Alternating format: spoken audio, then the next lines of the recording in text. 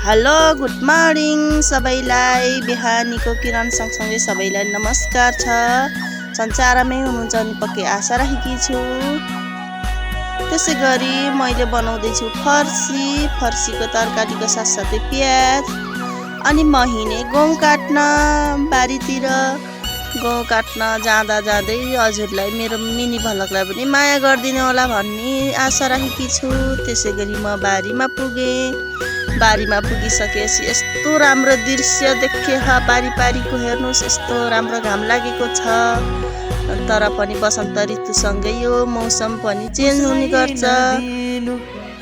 अनि त्यसै गरी गहुँ काट्दै हुनुहुन्छ यहाँ भाइहरूले अनि दिदीहरूले बहिनीहरूले सबैजनाले बच्चा सबैले गहुँ काट्दैछौँ हामी।